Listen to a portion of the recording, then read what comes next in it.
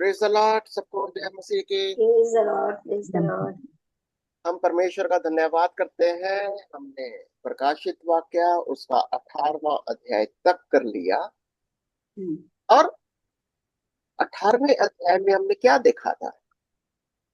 पशु, पशु जी। के साथ 10 राजा, 10 राजा मिलकर अपने आप को उसके अधीन कर देते हैं और अपना पूरा अधिकार उसको दे देते हैं। और किसके अधीन हो जाते हैं? स्त्री के। बस पशु के ही नहीं, दरअसल में बाबिलोन, बेबीलोन। बाबिलोन के अधीन हो जाते हैं। और जब ये 10 राजा, इनको समझ में आता है, अरे हम तो इस बाबिलोन के अधीन हैं, तो उनको 1 घंटे के लिए अधिकार दिया गया। क्या? अब तुम अपना डिसीजन लो। जो तुम अपने अधिकार से करना चाहते हो उसको करो। सिंपल सरेंडर मत करो। और उन्होंने क्या डिसीजन दिया कि अब वो इस स्त्री का, बाबिलोन का, जो उनके ऊपर सवार है उसको एक्सपोज करेंगे, हम उसको नंगा करेंगे, उसकी अधीनता को हम ग्रहण नहीं करेंगे। यानी लड़ाई छिड़ गई। अब लड़ाई क्या छिड़ी है?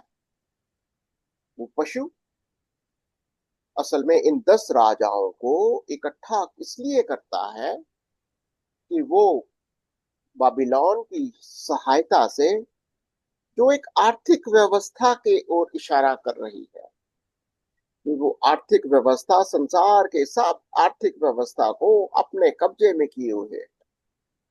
और 10 राजा एक्सपोज करते हैं कि इसका सारा का सारा कारोबार पैसे के इर्द गिर्द है। और चाहे वो, और वो अपने आप को बहुत अमीर, धन दौलत के अंदर, सोना चांदी, क्या क्या वो अपने महंगे से कपड़े पहनती है, बैंगनी रंग के कपड़े पहनती है, और सबसे बढ़कर घमंडी है। यस। और वो घमंडी है, और सब राजा लोग, व्यापारी लोग भी उसको, उसकी वजह से बहुत कमाई कर रहे हैं। पर लेकिन जैसे ही परमेश्वर का न्याय उतरता है, जैसे ही परमेश्वर का न्याय उतरता है, कहता है कि थोड़े ही समय में इसकी सामर्थ, इसकी किंगडम, इसकी अर्थव्यवस्था का जो इसने जो जंजाल फैला रखा था कारोबार का पूरी दुनिया के अंदर, एकदम से धड़ाम हो गया, खत्म हो गया, गिर गया। और सारे व्यापारी, जितने वर्ल्ड के बड़े बड़े व्यापारी लोग थे, बड़े बड़े अधिकारी लोग थे, जिन्होंने इसके द्वारा कौन, बाबिलोन के द्वारा बहुत पैसा, मतलब कि कमाया होगा, बहुत उन्होंने अथॉरिटी को एंजॉय किया होगा। और जैसे ही उसको नाश होते हुए, कैसे नाश होते हुए देखा हमने? क्या हुआ था वहां पर? वो उसने किसके विरुद्ध में लड़ाई की और वो हार गया? कौन सी आई थी वो? याद है कि वो पशु पुत्र के, या यीशु के मेमने के विरोध में उसने लड़ाई करी और वो हार गए। ठीक है, कौन सी आयत है, याद आया?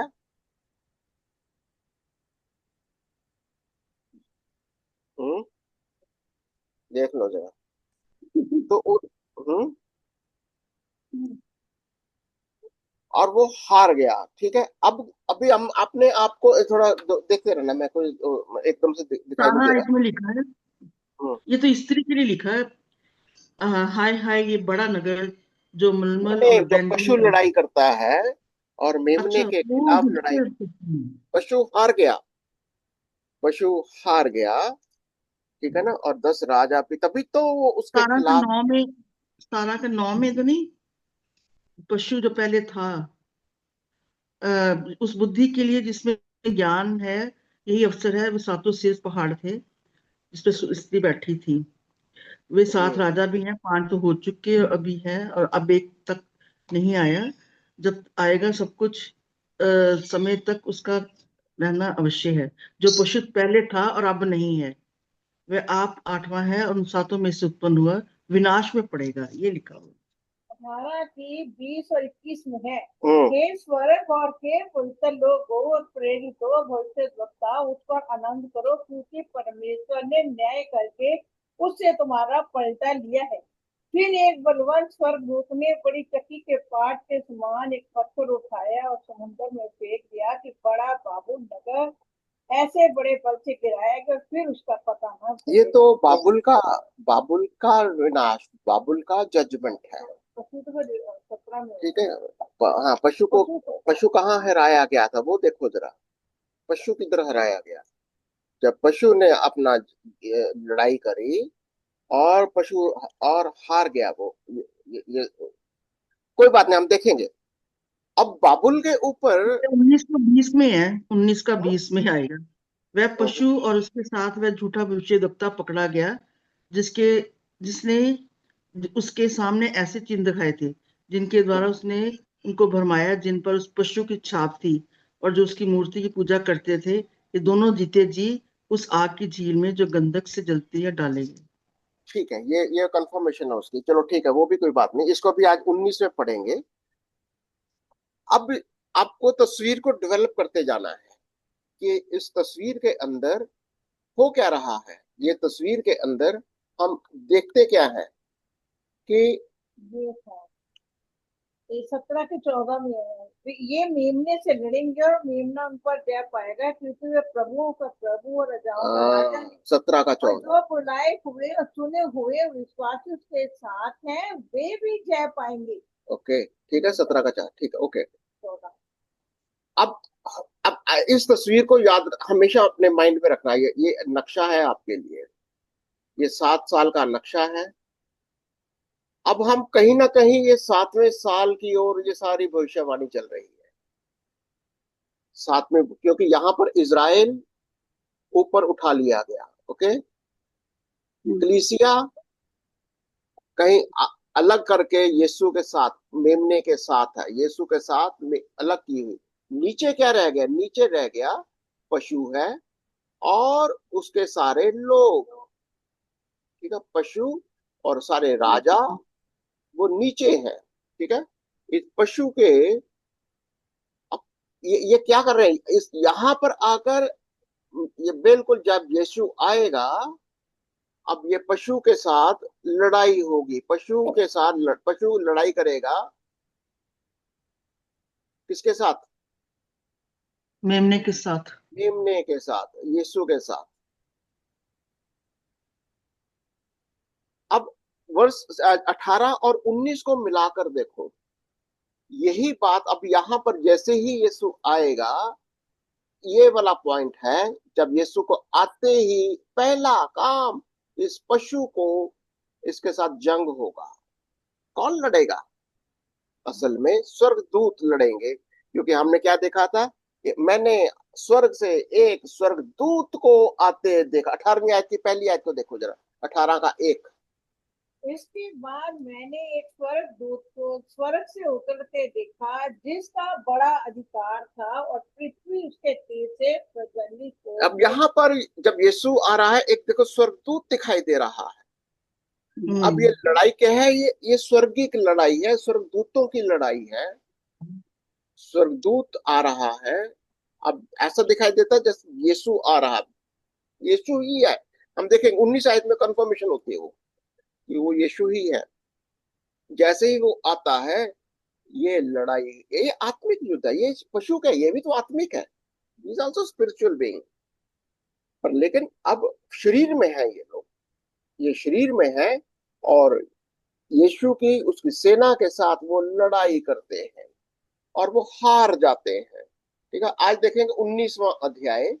अब क्या हो रहा है, या अब आपका फोकस यहीं पर रहना चाहिए कि पहली आयत से पढ़ो, 19 का पहली आयत।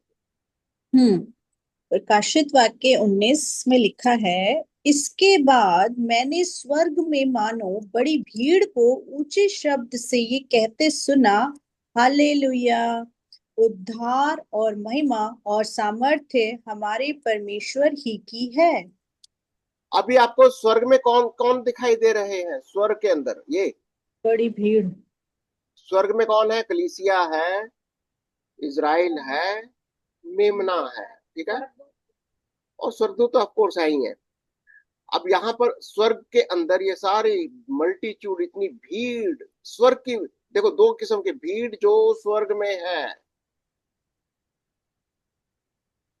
भीड़ जो स्वर्ग में है वो जय जयकार के नारे लगा रही है।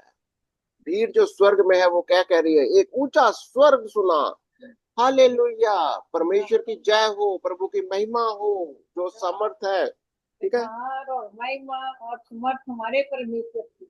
अब अगर अगर आपने क्रॉस रेफरेंसेस जब देखते हैं तो आप देखेंगे ये जब भी सातवीं तुरही बजी, तो सातवीं तुरही कब बजती है? बिल्कुल जब यीशु के आने का टाइम होता है।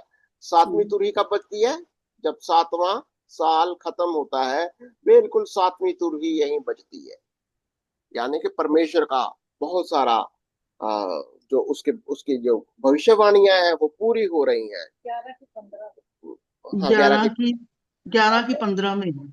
हुई फूकी तो स्वर्ग में शीशे के बड़े बड़े शब्द होने लगे कि जगत का राज्य हमारे प्रभु का और उसके मसीह का हो गया। और क्या क्या भविष्यवाणी करने लगे? उसी 19 का 3, 4, 6 में क्या कहते हैं? बाबिलोन जल गया, बाबिलोन का विनाश हो गया। स्वर्ग में स्तुति आराधना, हम देखेंगे इसको। आइए देखते दूसरी आयत में देखते हैं इस स्वर्ग में क्या हो रहा है। दूसरी आयत, क्योंकि उसके निर्णय सच्चे और ठीक हैं, उसने उस बड़ी वेश्या का जो अपने व्यभिचार से पृथ्वी को भ्रष्ट करती थी न्याय किया और उससे अपने दासों के लहू का बदला लिया है। स्वर्ग में किस बात का जय घोष हो रहा है? परमेश्वर के सामने इस बात का वो सब लोग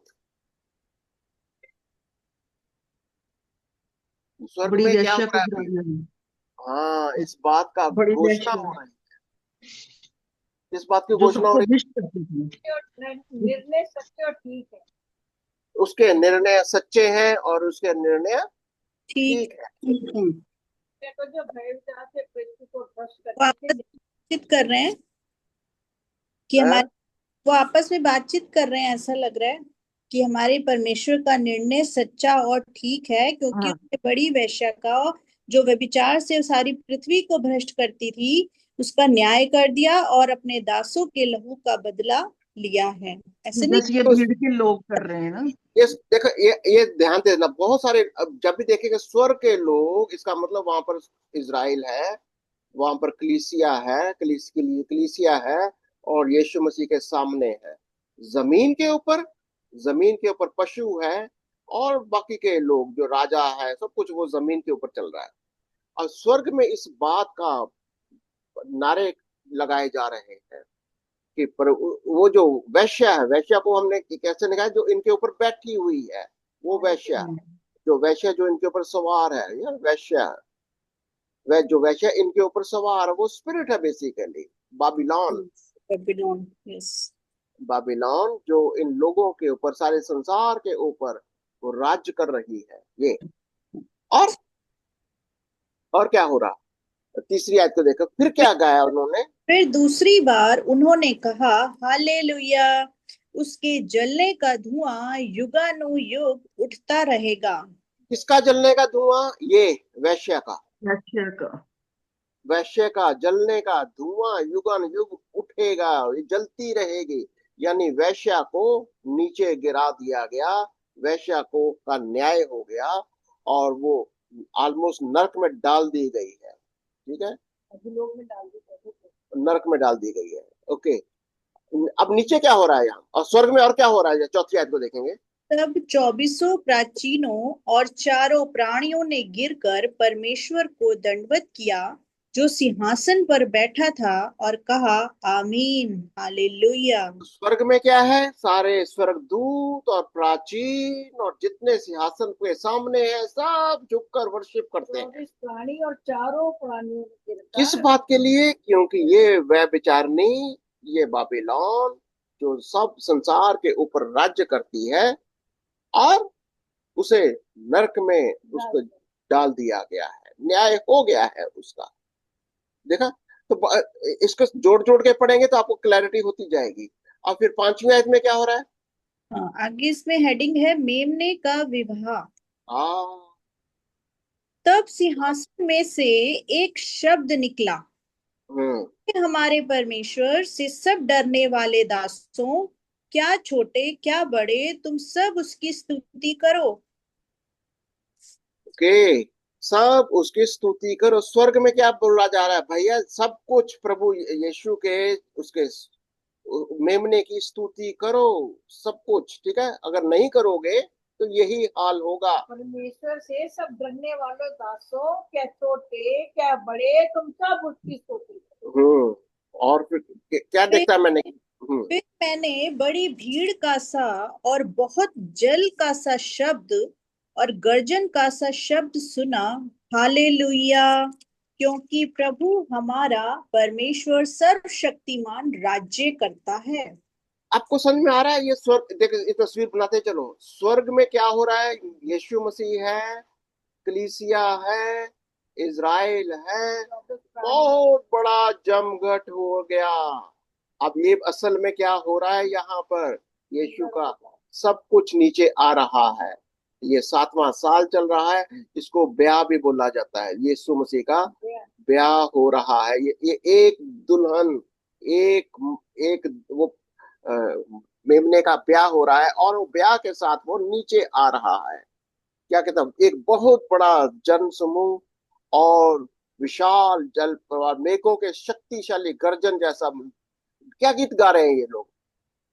उसका गीत। हालेलुया, क्योंकि प्रभु हमारा परमेश्वर सर्वशक्तिमान राज्य करता है। आओ हम आनंदित और मगन हों और उसकी स्तुति करें, क्योंकि मेमने का विवाह आ पहुंचा है और उसकी दुल्हन ने अपने आप को तैयार कर लिया है। तो ये दुल्हन कौन है? बिल्कुल कलीसिया, जो यीशु मसीह में आ गई है, ये दुल्हन है। दुल्हन अभी स्वर्ग के अंदर मेमने के साथ एक बदन हो चुकी है, एक जैसा ब्याह हो चुका है उनका। ये प्रिंसिपल हम, ये मैरिज का कोर्स करेंगे तो ज्यादा समझ में आएगा। ओके, सब लोग मैरिज का कोर्स भी अटेंड करना, अभी हम अगले हफ्ते से शुरू करेंगे। मैरिज, एक बदन हो जाना आत्मिक तरीके से। जब यीशु के बदन में हम एक हो जाते हैं, यीशु के नाम में, उसके विश्वास में, जैसा वो है, जैसा वो सोचता है हम सोचते हैं, जैसा वो करता है हम करते हैं, जैसा वो बोलता है हम बोलते हैं, तभी तो उसकी आवाज में गर्जन है। उसकी आवाज के अंदर ऐसे लगता है कि जैसे बहुत सारा पानी। गर्जन किसकी आवाज आ रही है? एक व्यक्ति नहीं है यहाँ पर, गर्जन है उसके बदन के अंदर। वो सब कलीसिया है, उसके दूत है, सब कुछ। एक कितनी सामर्थ्य है उसके अंदर, ये दिखाई दे रहा है यहाँ पर। और क्या हो रहा है? मैंने एक हो गया, आज 6 हो गया। हाँ, अच्छी वो है, 8वां है। वहां पढ़ना है। ओके, 8वां पढ़ो फिर। उसको शुद्ध और चमकदार महीन मलमल पहनने का अधिकार दिया गया, क्योंकि उस महीन मलमल का अर्थ पवित्र लोगों के धर्म के काम है। ये कौन है? कलीसिया। कलीसिया, एक अच्छा मलमल। ये जो कलीसिया है, जो कलीसिया है, जो यीशु, जो कलीसिया जो यीशु मसीह में एक हो गई, और इज़राइल जो उसमें एक हो गया, एक धार्मिकता, इसको बोलते हैं धार्मिकता। धार्मिकता के वस्त्र धार्मिकता के वस्त्र दे दिए गए, मलमल के वस्त्र दे दिए गए। यानी कि इनकी जो शरीर है, अब ये कैसा शरीर है? प्रभु यीशु बिल्कुल मसीह प्रभु यीशु के जैसा शरीर है, जो चमक रहा है कहीं ना कहीं ऐसे। जब यीशु का दर्शन हम देखते हैं, हमको यीशु का दर्शन के अंदर एक चमक दिखाई देती है। लिखा है वो शुद्ध, उसको शुद्ध और हम्म चमकदार महीन हम्म वस्त्र पहनने का अधिकार दिया गया। शुद्ध हाँ, और ये चमकदार। सिंपल व्हाइट क्लोथ, श्वेत कपड़े नहीं है ये, बिल्कुल चमकते हुए, एक सूत्र और चमकदार चमकदार। महीन मजबूत पहनने का अधिकार। उनको अधिकार दिया गया कि वो धार्मिकता के वस्त्र पहन ले। ठीक है। भी मलमल का अर्थ है पवित्र लोगों के धर्म के लिए। हम्म। अब स्वर्ग में तो ये हो गया, जमीन पर क्या हो रहा है देखो। स्वर्ग में तो यीशु मसीह का, कलीसिया का, इज़राइल। इसराइल। अब नीचे जमीन पर क्या हो रहा है, नीचे अभी जमीन 9 पर है जैसी। पशु। अब, हाँ 9वीं आयत को देखो, अब क्या हो गया। तब अब दुर्गा, स्वर्गदूत ने मुझसे कहा, 9वीं आयत में लिखा है, पढ़ूं? हम्म 9वीं आयत में लिखा है, तब स्वर्गदूत ने मुझसे कहा, ये लिख कि धन्य वे हैं जो मेमने के विवाह के भोज में बुलाए गए हैं। अब मेमने का ब्याह कहां पर हो गया, स्वर्ग में। अब यीशु मसीह किसके साथ आएगा, ये कलीसिया के साथ। कलीसिया, स्वर्गदूत, संत। कलीसिया के साथ, इसराइल के साथ। यीशु आएगा संतों के साथ, हम्म। संतों के साथ, अपने घोड़ों के ऊपर सफेद वस्त्र पहने हुए यीशु नीचे आएगा। ठीक है। अब नीचे और क्या हो गया, यहाँ पर नीचे जितने भी पशु है और उसके राजा और बहुत सारे लोगों ने क्या किया, मसीह के साथ उन्होंने लड़ाई करी थी, युद्ध हुआ था, बहुत लहू बहा था, लहू बहा। ये बिल्कुल इधर ही कहीं होने वाला, इधर ही, ये वाला पीरियड है। और इसीलिए कहते हैं ये मेमने का ब्याह है, यानी पशु काट दिए गए। जब कई एक बार पहले उसने कहा अंगूरों को काट डालो, अंगूरों को रौंद डालो, कटनी कर डालो, क्या ये संसार के लोग, ये संसार के लोगों की कटनी का समय आ चुका है। अब ये कटनी काट के उन उस गुच्छों को रौंदा जाएगा। यीशु कहता मैं अपने पैरों से रौंदूंगा। देखो, रौंदने का मतलब ये नहीं है कि अब वो एक किस्म से उसका क्रोध दिखाई दे रहा है हम्म। उस संसार के लोगों के ऊपर, जो पशु के साथ मिल जाते हैं, जो लोग यीशु का, परमेश्वर का इनकार करते हैं, उनका रौंदा जाना। और यहाँ पर देखते, यहाँ पर बिल्कुल वो ब्याह का मतलब, ये सारे पशु काटे जा रहे हैं। तभी तो कहता है आकाश के पक्षियों, आकाश के पक्षियों आओ, खाना खाओ, और ये बहुत बड़े बड़े राजाओं का मांस खाओ, बड़े बड़े बड़े बड़े अधिकारियों का मांस खाओ। ये देखेंगे हम इसको। में लिखा ना, फिर उसने मुझसे कहा, 9 में कह रहा है, जो मेमने के ब्याह के भोज में बुलाए गए थे। हाँ फिर उसने मुझसे कहा, ये वचन परमेश्वर के सत्य वचन। हाँ। और मैंने क्या कर, अब ये सारी बातें जब हो रही थी तो यूहन्ना क्या कर रहा था, 10वीं आयत। तब मैं को दंडवत करने के लिए उसके पांव पर गिर पड़ा। हम्म उसने मुझसे कहा, देख, ऐसा मत कर।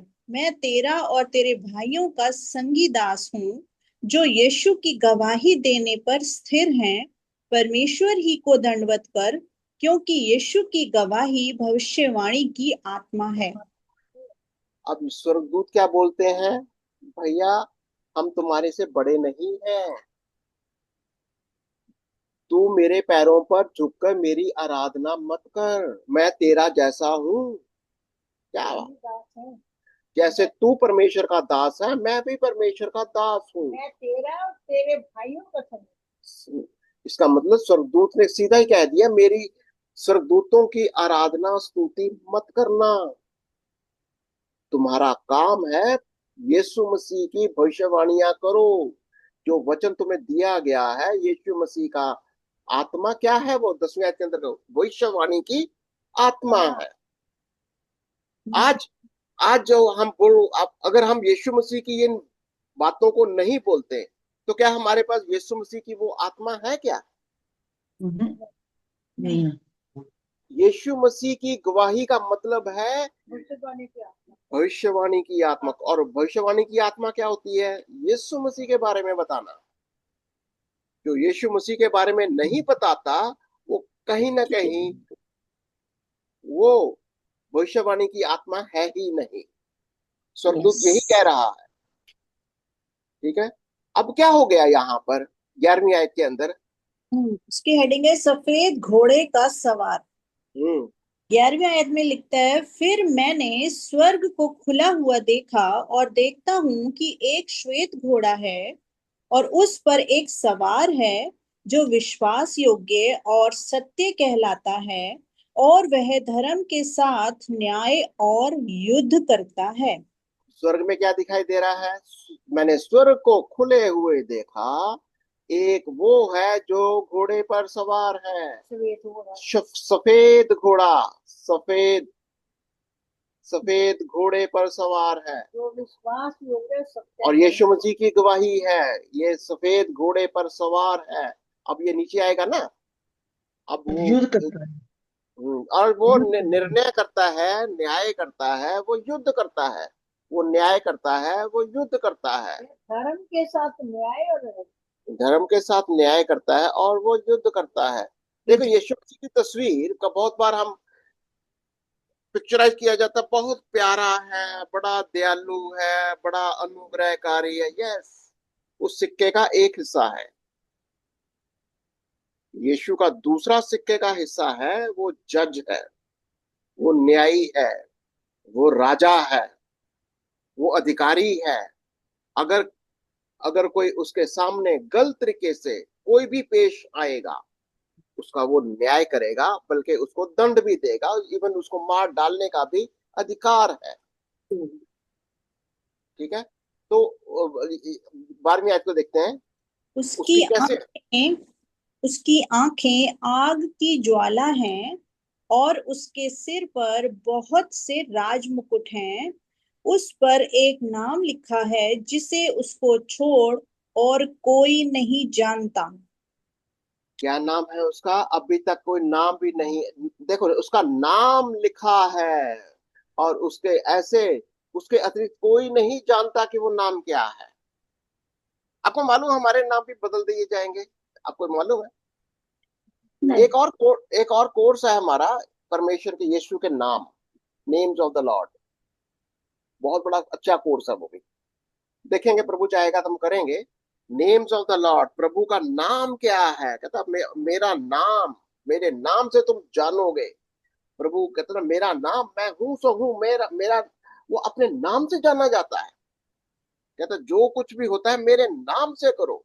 जो उसका नाम है वो दर्शाता है कि वो, उसकी प्रभुता कैसी है, वो कैसा परमेश्वर है, उसका करेक्टर क्या है, ये वाली बातें हैं। और यहाँ पर उसका नाम भी कुछ और होगा। तो बहुत सारी और आयतें हैं जो दिखाती हैं कि यीशु का दर्शन कैसा है, कैसे दिखाई देता है। दानियल को भी दिखाई दिया था, दानियल 10:6 के अंदर उसका दर्शन कैसा दिखाई दिया था, और कैसे वो आता है, या कैसे उसका सिंहासन है, वो सारी चीजें आती हैं। ओके, 13वीं आयत। अब क्या हुआ? वह उस लहू छिड़का हुआ वस्त्र पहने है और उसका नाम परमेश्वर का वचन है। क्या नाम है उसका? परमेश्वर का परमेश्वर का। वचन। अब ये लहू डुबाया हो गया है, जिसे लहू, उसका वस्त्र कैसा है? लहू छिड़का हुआ। क्योंकि जब वो आएगा, नीचे आएगा, पहचान होगी ना। यीशु नीचे आएगा। नीचे क्या होने जा रहा है यहाँ पर? यहाँ पर क्या होने जा रहा है? जंग होने युद्ध जा होता रही है। जंग युद्ध होने वाला है। लहू बहेगा। यस। यीशु का वस्त्र लहू से डुबाया हुआ, यानी बहुत खून बहेगा। ये वाला समझना है, ये बहुत इंपॉर्टेंट है। यीशु के जैसे ही आएगा, राष्ट्रों का, इसको बोलते हैं राष्ट्रों का न्याय होगा। राष्ट्रों का न्याय होगा, यानी अभी यहाँ पर बहुत लहू बहेगा। वो घोड़े की लगाम जितना ऊंचा, 200 कोस, इतना लहू बह जाएगा। क्यों? क्योंकि वो लोग पशु के साथ उस लड़ाई करने के लिए यीशु का विरोध करने उतर आए। और ये लड़ाई बहुत भयंकर लड़ाई होगी। और यहाँ पर यीशु का वचन इसलिए कहा है कि उसका वस्त्र लाल का है। उसका वस्त्र एक एक एक, एक गाना नहीं है, कहते तेरा वस्त्र खून से रंगा हुआ लाल क्यों है। याद है कोई गाना किसी का था, तेरा वस्त्र क्यों लाल है? ये यशायाह की भविष्यवाणी है कहीं। ओके, तो 15वीं आयत में क्या कहता है? 14 में कहता है, स्वर्ग की सेना श्वेत घोड़ों पर सवार और श्वेत और शुद्ध मलमल पहने हुए उसके पीछे पीछे हैं। ये सेना कौन है? सफेद। कलीसिया, अब स्वर्ग से कौन उतर रहा है? 24 प्राचीन, 4 पुरानी और जो कलीसिया गई वो सब आएंगे। नहीं, 24 प्राचीन नहीं आएंगे। नहीं नहीं नहीं नहीं नहीं नहीं नहीं, 24 नहीं, इसमें प्राचीन तो नहीं आते। कलीसिया वगैरह सब आएंगी। तो मलमल अभी जो हमने पढ़ा था 19 की 8 में कि उसको शुद्ध और चमकदार महीन मलमल पहनने का अधिकार दिया गया। वो पवित्र पवित्र लोग होंगे जिनके काम यस, वो ये लोग आएंगे। हैं। यीशु के साथ कौन आएगी? कलीसिया आएगी। वो जो उसका जितनी भी उसकी कलीसिया है वो यीशु के कलीसिया साथ, और शास्त्री वगैरह सब आएंगे। या दूसरे सिंपल शब्दों में संतों के साथ आएगा। संत। कुछ लोग कहते हैं स्वर्गदूतों के साथ आएगा। स्वर्गदूत के बजाय संत पर वर्ड यूज किया गया। कि 14 में क्लियर नजर आ रहा है कि कौन होंगे ये लोग। कौन लिखा लोग हुआ हैं? वो मेमने से लड़ेंगे और मेमना उन पर जय पाएगा, क्योंकि वह प्रभुओं का प्रभु और राजाओं का राजा है, और जो बुलाए हुए और चुने हुए और विश्वासी हैं वे उसके हाँ, साथ हैं। वे भी जय सब लोग पाएंगे। विश्वासी लोग। देखिए, आज आज हमारे को एक योद्धा की तरह भी सोचना है, राजा की तरह भी सोचना है। यीशु मसीह ने हमको राजा होने का अधिकार। देखो, यीशु जब राज करेगा 1000, अगर अगले चैप्टर के अंदर हम देखेंगे, यीशु 1000 साल तक राज्य करेगा। कैसे? लौह दंड के साथ। लौह दंड का मतलब बहुत अथॉरिटी के साथ। यीशु मसीह, ये जो संसार के लोग हैं, इन ये लोग जो तो बहुत ज्यादा विद्रोह कर रहे हैं, जैसे पशु और उसके साथ राजा लोग विद्रोह कर रहे हैं, और जो विद्रोह करेंगे बहुत लहू बहेगा। पर लेकिन जो लोग प्रभु से डरेंगे, उसका भय मानेंगे, वो 1000 साल के अंदर दाखिल हो जाएंगे। यस। ठीक है, ये तस्वीर को याद रखना हमेशा। अभी नेक्स्ट वर्स आ रही जो आप बोल रहे हो। ओके, 15वीं लोहा आयत की पढ़ो। लोहे के रंग। इसके आयत में लिखा है, जाति जाति को मारने के लिए उसके मुंह से एक चोखी तलवार निकलती है। वह हाँ, लोहे का राजदंड लिए हुए उन पर राज्य करेगा और सर्वशक्तिमान परमेश्वर के भयानक प्रकोप की जलजलाहट की मदिरा के कुंड में दाख रौंदेगा। समझ में आ गया? अब यीशु मसीह क्या? यीशु मसीह, देखो, अब बहुत बार हम इसको बड़ा सिर्फ प्रेमी, दयालु प्रभु, ये जितना हम वर्ड यूज आज कर रहे हैं ना, असली रूप उसका वही है। वो अन्याय को, पापी को, परमेश्वर का शत्रु, जो कुछ भी उसके वचन का विरोधी देख नहीं सकता। ये असली रूप है उसका। और वो चाहता, हमें भी वही चाहता है कि हमको, पापियों से घृणा नहीं करता। देखो, अभी हमने जब तक इस देखा हमने, वो पापियों से घृणा नहीं करता, पाप से नफरत करता है। बार बार लोगों से चिताता है, स्वर्गदूतों के द्वारा बोलता है, भैया निकल जाओ। ये पहला बोला, ये छाप मत लेना, स्वर्गदूतों ने बोला। ये बाबिलोन से बाहर निकल आओ, मत नाश हो जाओ। तो परमेश्वर, यीशु मसीह पापियों से नहीं, पाप से नफरत करता है। पर लेकिन कोई जानबूझकर पाप में बना रहना चाहता है, पाप के अंदर ही जीना चाहता है, फिर तो हम उसका न्याय का इंतजार कर रहे हैं। और यीशु मसीह के कहता, मुंह से तलवार निकलती है। तलवार कैसी है? घात करती है, नाश करती है। चौखी तलवार है उसके मुंह से। अपने मुंह की तलवार से वो नाश करता है। हाँ, तलवार, उसके मुंह से तलवार निकलती है, लोहे के दंड से वो शासन करेगा। और सर्वशक्तिमान परमेश्वर के प्रचंड क्रोध की गलगलाहट की मंदिरा के कुंड में अभी आपको समझ में, अंगूरों का रस निचोड़ेगा, ये क्या था, अंगूरों का रस निचोड़ेगा, ये सारा ये इसमें आ रहा है। सब लहू बहेगा, लहू बहेगा। जैसे वहां पढ़ा पहले, ठीक है, पढ़ा तो बिल्कुल बिल्कुल, ये वाली बात है। ओके, तो आइए देखते हैं, आगे चलते हैं 17वीं आयत। 16, पहले 16 में लिखा है, उसके वस्त्र और जांघ पर ये नाम लिखा है, राजाओं का राजा और प्रभुओं का प्रभु। उसके जांग पर नाम लिखा है, उसके वस्त्र पर जांग कर अब उसने बोला नाम लिखा हुआ है, एक ये भी नाम है उसका। उसके वस्त्र पर एक, जांग पर एक ना, राजाओं का राजा, प्रभुओं का प्रभु। वस्त्र पर और जांघ पर नाम, हाँ, प्रभुओं का प्रभु। प्रभुओं का प्रभु, यस, उसका नाम यही है, क्योंकि वो असल में बेसिकली यीशु कौन है, यीशु राजाओं का राजा है। जो स्वर्ग, जो पृथ्वी के जितने भी पशु हैं, देखो हम जब हम दानियल की किताब पढ़ते थे तो पशु, 4 पशु, किंगडम्स, राजा, उनको दिखाता है ये। अब यीशु भी एक पशु की तरह आता है, कैसा पशु, मेमना। यस। अब यीशु मसीह मेमना भी है और बब्बर शेर भी है। यीशु मसीह पहले मेमने की तरह आया, अब दोबारा बब्बर शेर की तरह आता है इधर।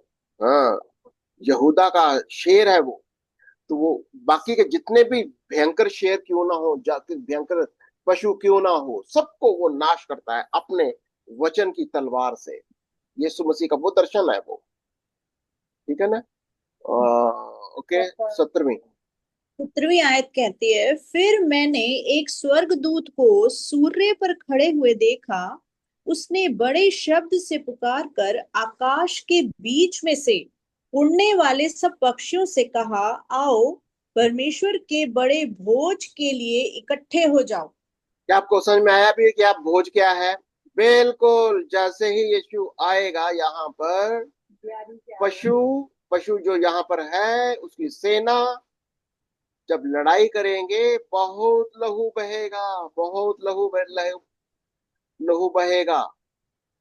अब क्या होगा, कहता है स्वर्गदूत क्या बोलता है, सभी पक्षियों को क्या कहा, आओ परमेश्वर के महाभोज के लिए इकट्ठे हो जाओ, क्योंकि ये सब लहू बहने वाला है। इससे तुम राजाओं का मांस और सरदारों का मांस और शक्तिमान पुरुषों का मांस और घोड़ों का और उसके सवारों का मांस और क्या स्वतंत्र, क्या दास, क्या छोटे, क्या बड़े, सब लोगों का मांस खाओ। अब समझ में आ गया यीशु के, ये तस्वीर को याद रखना, ये तस्वीर को हम अपने माइंड के अंदर छाप कर लो। जैसा ही यीशु आएगा, राष्ट्रों का न्याय करेगा, राष्ट्रों का न्याय करेगा, राजाओं का न्याय करेगा। और जो राजा लोग, चाहे वो 666 है या कोई भी, जो यीशु का विरोध करेगा, वो कहीं ना बहुत लहू बहने वाला है। इसके बहुत सारे क्रॉस रेफरेंसेस हैं जो आपको करने हैं तो कर सकते हो। अब मोटा मोटी आपको मैं तस्वीर दे रहा हूं, क्योंकि इसके बाद क्या होने जा रहा है। जैसे ही मैं एक और तस्वीर दिखाना चाहूंगा, जैसे ही यीशु 7 साल का पीरियड खत्म होगा, ये 7 साल का पीरियड है, यहाँ पर यीशु का आना है, साथ में उसकी फौज होगी, उसके उसकी दुल्हन है, कलीसिया है, यीशु का आना होगा, सेकंड कमिंग, सेकंड कमिंग यहाँ पर है। उसके बाद यहाँ से वो यीशु क्या करने वाला है, 1000 साल की, राज हाँ, करेगा। 1000 साल के लिए राज्य, यीशु का राज्य राज्य करेगा। करना। यस, ये यीशु 1000 साल के लिए राज करेगा। अब वो देखेंगे, वो अगले चैप्टर के अंदर आएगा कि यीशु का राज्य, अब 7 साल के बाद यीशु अपना राज्य की स्थापना करेगा। और क्या होता है फिर, कहता है, फिर मैंने क्या देखा, फिर मैंने उस पशु और पृथ्वी के राजाओं और उनकी सेनाओं को उस घोड़े के सवार और उसकी सेना से लड़ने के लिए इकट्ठे देखा। तो या डेफिनेटली अब ये बिल्कुल यहाँ पर सब सारी घटनाएं यहाँ पर हो रही है। जैसे ही यीशु आता है, ये पशु और उसकी सेना, पृथ्वी के राजा सब लड़ाई करेंगे, सब लड़ाई करने के लिए खड़े हुए हैं। इकट्ठे होके आकर युद्ध करने के लिए आ जुटे, सब इकट्ठे हो गए हैं। तब तब क्या हुआ 20 तब आयत के अंदर? वह पशु और उसके साथ वह झूठा भविष्य द्वक्ता पकड़ा गया, जिसने उसके सामने ऐसे चिन्ह दिखाए थे जिनके द्वारा उसने उनको भरमाया, जिन पर उस पशु की छाप थी और जो उसकी मूर्ति की पूजा करते थे। ये दोनों जीते जी उस आग की झील में जो गंधक से जलती है डाले गए। क्या हुआ इन पशु का? ये पशु घेर लिया गया। इसके साथ कौन था? वो एक झूठा नबी है। और कौन है उसके साथ? इन पर पशु की छाप लगी थी। जो लोगों और जिन्होंने, हाँ, जिन्होंने उसकी उपासना करी, पशु और झूठे नबी को और उन लोगों को, सबको कहां भेज डाल दिया? आग की झील में। झील में। आग की झील में डाल दिया गया। ठीक है, बड़ा इंटरेस्टिंग है ये। अभी हमको ये सारा कुछ, अभी फिर क्या, चलो 21वीं पढ़ लेते हैं। और शेष लोग उस घोड़े के सवार की तलवार से जो उसके मुंह से निकलती थी मार डाले गए, और सब पक्षी उनके मांस से तृप्त हो गए। तो सब पक्षी, अभी कौन बुलाए गए हैं उसके बोझ के अंदर? पक्षी। पक्षियों को साथ बुलाया में पक्षियों को बुलाया गया, यानी कि जो बिल्कुल जानवर खाते हैं। बोला आओ खाओ, जितना पेट भर के खाओ, राजाओं का मांस खाओ, ये वाली बात है। अब परमेश्वर का न्याय यहाँ पर, वो 7 साल की भविष्यवाणी कंप्लीट होती है। जब यीशु आएगा, यीशु अपनी कलीसिया के साथ, अपने संतों के साथ, और हो सकता है स्वर्गदूत भी हो उसमें, पर लेकिन वो आएगा और आकर अपने लोह दंड से, तलवार से वो राज्य करेगा। क्वेश्चन ये है, हम लोग सब 1000 साल की तैयारी में होना चाहिए कि नहीं? यस यस हमको 1000 साल राज्य करना है। हमारा सोच, ये संसार के 10 20 50 100 साल जो हम जीना चाहते हैं, ये नहीं है। हमारी सोच यीशु के साथ 1000 साल नहीं, अनंत जीवन। यीशु ने कहा मेरे साथ अनंत जीवन में दाखिल हो जाओ। यस इमीडिएटली क्या होने जा रहा है? इमीडिएटली यीशु अभी थोड़े ही समय में, अभी अभी 7 साल तो है, हो सकता है और 7 साल लगा लो, 20 साल और लगा लो, कितना भी हो सकता है, पर यीशु आने वाला है। यीशु आएगा और राज्य करेगा। आज असली यीशु का, परमेश्वर का करैक्टर या कैसा नेचर है उसका? क्या वो पापियों को नाश करना चाहता है? नहीं, पापियों को नहीं, वो पाप को नाश करना चाहता है। आज आपके लिए, मेरे लिए शिक्षा क्या है? हमें पापियों से नफरत नहीं करनी। ना ही यीशु करता है, ना ही परमेश्वर करता है। वो सिखाता है, बल्कि स्वर्गदूत भी बार बार इस चीज का प्रचार करते हैं कि इस बाबिलोन से निकल आओ, इस पशु की छाप मत लेना, इस पशु के पीछे मत जाना, नाश हो जाओगे। क्योंकि परमेश्वर पाप से नफरत करता है। जहां पाप होता है वहीं पर उसका कठोर दंड आता है। अगर हम अपने आप को परखते रहेंगे, जांचते रहेंगे कि कहीं हम पाप या पाप की पशु को, या संसारिक सोच में कहीं हम बहके हुए तो नहीं, कहीं ऐसा तो नहीं वो बाबिलोन हमारे सर पर सवार है, कहीं ऐसा तो नहीं हम किसी पशु के, जैसे ये 10 राजाओं ने बस अपना अधिकार दे दिया, फिर पछताए वो लोग, अरे ये क्या किया। हो सकता है कि आप भी अपने जीवन में अपनी जिंदगी को किसी के हाथों में सौंप दिया, खास तौर से शैतान, शैतान की शक्तियां। बहुत सारे लोग शैतान के हाथों में अपनी आत्मा को बेच डालते हैं। वो उसमें और बहुत ज्यादा नहीं जाऊंगा, पर लेकिन आपको ने सुना होगा, बहुत सारे लोग अपनी जिंदगियों को, अपनी सोल्स को, अपनी आत्मा को शैतान के हाथों में बेच डालते हैं, और बदले में थोड़े समय के लिए उनको पैसा मिलता है, थोड़े समय के लिए उनको तरक्की मिलती होगी, और ये बाबिलोन की आत्मा होती है, ये शैतान की आत्मा है, जो आपकी जीवन को, आपके प्राणों को बेच डालता है, खरीद लेता है। प्रभु का वचन कहता है इसमें से बचकर निकल जाओ। यीशु मसीह को, उसको ग्रहण करो, यीशु को अपने जीवन में आने दो, और आप वो सामर्थ पाएंगे। आपके जीवन के अंदर पाप और पाप की शक्तियों के ऊपर जयवंत होना है। यीशु ने क्या कहा था? जो जय पाए।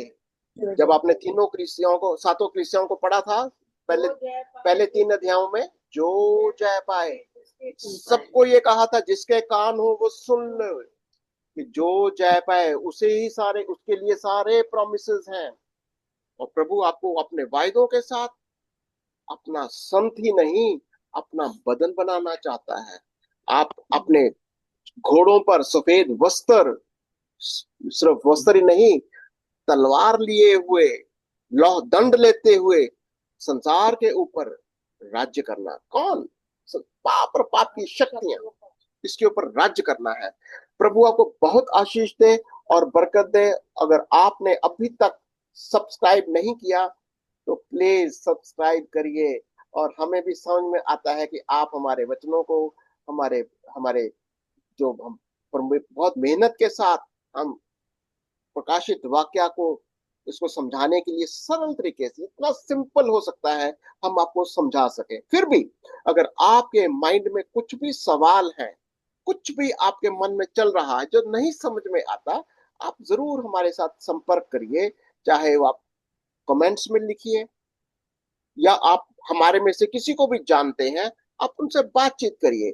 आप हमारे साथ जूम मीटिंग में भी आ सकते हो, जब आप चाहते हो तो आप अपने खुलकर बातचीत करें, और हम आपके लिए प्रार्थना भी करेंगे। अगर आपका कोई प्रार्थना का विषय हो, हम आपके लिए प्रार्थना भी करेंगे। आइए हम सब मिलकर इस परमेश्वर की उपस्थिति में धन्यवाद करते प्रभु जी। प्रभु आज हम सारे प्रभु जी मिलकर, फिर से भाई बहन मिलकर प्रभु जी आपके चरणों में प्रभु धन्यवाद की भेंट चढ़ाते हैं। मेरे प्यारे परमेश्वर, इस समय के लिए धन्यवाद करते प्रभु जी जो आपने हमें दिया। आपके गहरे वचन, गहरे भेद प्रभु जी हमें पास्टर जी के थ्रू समझने को मिल रहे हैं प्रभु जी। सच में प्रभु हम धन्य हैं, हम आशीषित हैं कि हम ऐसे टीचर के अंडर में हैं जो हमें प्रकाशित वाक्य की गूढ़ बातें, भेद की बातें हमें समझा रहे हैं, ताकि हम नाश ना हो, हम बचाए जाएं। हम हमारे हमारे जो ऐसी बातें प्रभु जी जो हमें अभी तक नहीं मालूम थी, लेकिन उनके द्वारा हमें प्रभु जी आप हमें बता रहे हैं प्रभु जी। हम धन्यवाद करते प्रभु, आपने इसलिए सब बातें लिखी, बताई प्रभु जी, ताकि हम नाश ना हो बल्कि अनंत जीवन को पाए। प्यारे परमेश्वर, धन्यवाद करते हैं प्रभु जी।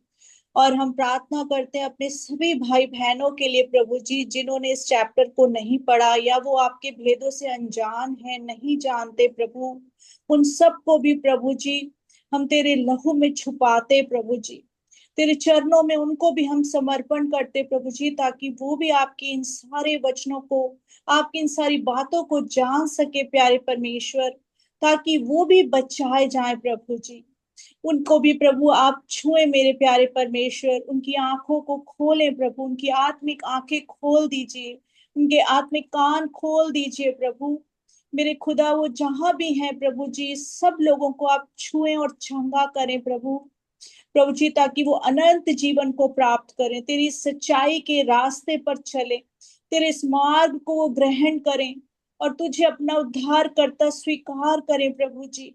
ये सारी बातें इसीलिए दिखाई गई, बताई गई, आपका दंड, आपका प्रकोप, आपकी सारी बातें प्रभु उसी से हैं प्रभु, जो आप पर विश्वास नहीं करते, आपको अपना उद्धार करता परमेश्वर नहीं स्वीकार करते, जो सच्चाई में नहीं चल रहे, जो देखते हुए भी नहीं देख रहे, जो सुनते हुए भी नहीं सुन रहे प्रभु जी। मेरे प्यारे परमेश्वर, हम अपने उन सारे भाई बहनों के लिए प्रभु जी आपसे क्षमा चाहते हैं प्रभु जी। माफ कर दीजिए मेरे प्यारे परमेश्वर, उनके सारे गुनाहों को, अपराधों को प्रभु जी आप क्षमा करने वाले परमेश्वर हैं। हम उनके बिहाफ पे ये कलीसिया खड़ी होती प्रभु जी, और उनकी माफी के लिए हम प्रभु जी आपसे मांगते हैं मेरे प्यारे परमेश्वर कि आप उन्हें माफ करें और सच्चाई का रास्ता दिखाएं, उनको आप चंगा करें, हील करें प्रभु जी, उनके मनों को नम्र करें प्रभु जी। मेरे खुदा आप अपनी दया दीजिए, अपना अनुग्रह दीजिए मेरे प्यारे परमेश्वर, ताकि वो बचाए जाए प्रभु जी और इस विनाश से वो बच जाए प्रभु, और तेरे अनंत जीवन के भागीदार बने, तेरे वारिस बने, तेरे बच्चे बने मेरे प्यारे परमेश्वर। धन्यवाद करते हैं ये जो भी यूट्यूब के माध्यम से लोग देख रहे हैं, सुन रहे हैं और आगे सुनेंगे प्रभु जी। हम अपने उन सारे भाई बहनों के लिए प्रार्थना करते हैं जिनकी भी ऐसी कोई नीड है, कोई जरूरत है प्रभु जी जो हमें नहीं बता सकते, हम फिर भी प्रभु जी उनके लिए प्रार्थना करते हैं कि आप उनको छुएं प्रभु जी, ताकि वो खुल कर प्रभु जी सामने आए और तेरे वचन को ग्रहण करें। जो भी उनके दिल में बातें हैं प्रभु जी, खुल कर प्रभु जी वो इस जूम लाइन में और अपनी प्रार्थनाओं को, जैसे पास्टर जी बताते हैं कि हमें रिक्वेस्ट भेजे, कमेंट्स में भेजें, हाँ प्रभु जी, ताकि वो जान सके कि परमेश्वर उन्हें प्यार करता है, यीशु मसीह उन्हें प्यार करता है। वो जैसी भी परिस्थिति में क्यों ना हो वो आ सकते हैं, क्योंकि परमेश्वर ने कभी कोई कंडीशन नहीं रखी। वो कहता है तुम जैसे हो वैसे ही आ जाओ।